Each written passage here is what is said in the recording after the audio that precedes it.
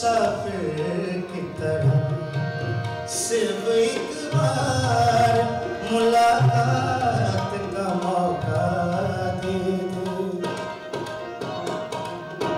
हम तेरे शहर आए मुसाफिर की तरह। आजकल क्योंकि ये जो हमारा लाइव म्यूज़िक है ये पाकिस्तान में क्योंकि बहुत कम हो गया है, ज़्यादातर लोग ट्रैक वगैरह पे उसी पे ही गाने सुनते भी हैं और गाते भी हैं।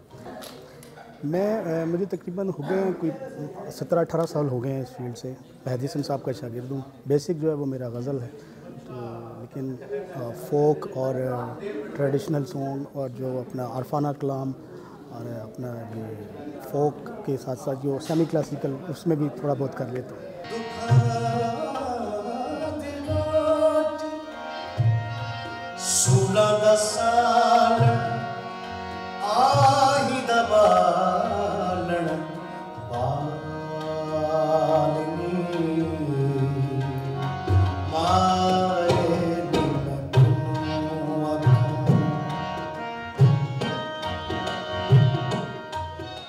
मेरे ख़्याल में लोग जो हैं वो थोड़ा बहुत ट्यून हो गए हैं, जो लिसनर हैं उनके कान थोड़े बहुत ट्यून हो गए हैं कि क्योंकि अब जो दौर चल रहा है वो लोग कव्वाली को और अरफाना कलाम को बहुत ट्यून हो गए हैं, उनके कान जो है ना वो अच्छा सुनना शुरू कर दिया लोग।